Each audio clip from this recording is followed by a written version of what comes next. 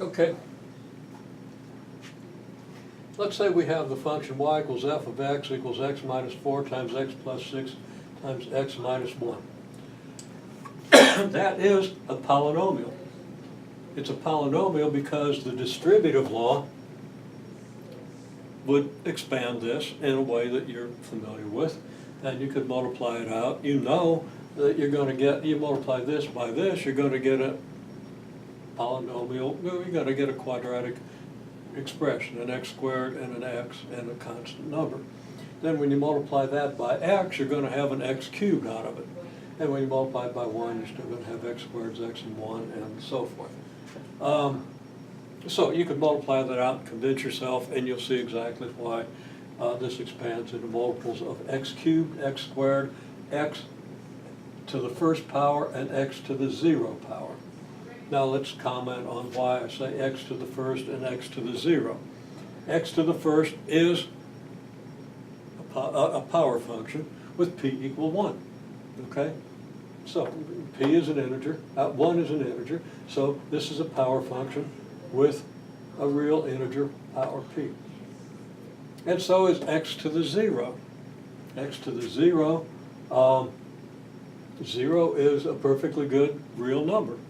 So that's the p equals 0 power function. Now, x to the 1 is just x.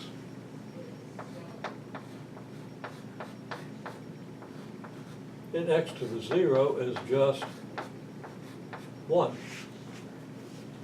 Okay? So, in general, this is going to be a multiple of x cubed, a multiple of x squared, a multiple of x to the 1, which is just x, and a multiple of 1. What's the multiple of 1? Well, we can see we're going to have a negative 4 times 6 times negative 1. That's 24. That's 24 times 1. So, this thing is a polynomial according to the definition. Okay, what's the graph of this thing look like? Well, when is y equal to 0? To get the graph, let's at least figure out the zeros.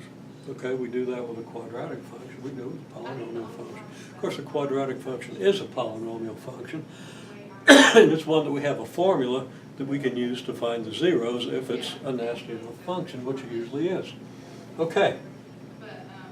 Well, clearly, if x is 4, we're going to get 0 here, right? And then it doesn't matter what this and this are. 0 times whatever this is still going to give us 0.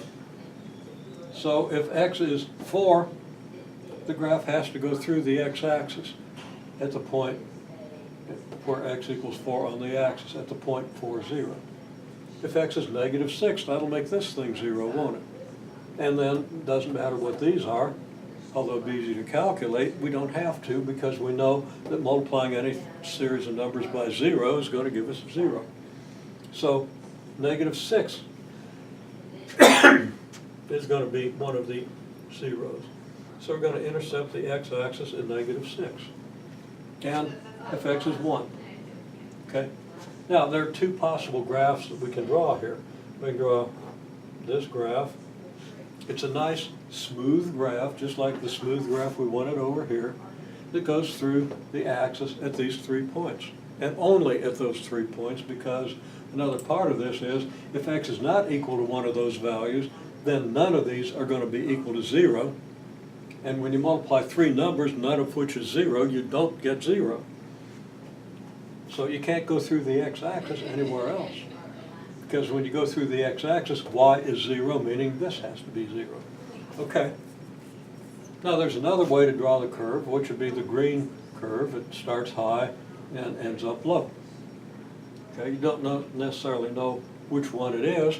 Now I didn't say this in class, so you're going to get a little extra here if you want. We can see if x equals 0, y equals 24. Which means that the point 0, 24 is on the graph. Which means that this can't be the graph because this green graph crosses the y-axis below the x-axis at a negative y value, and this is not negative. So we could cross out the green and we would say this has to be it because the graph has to go through the point 0, 24.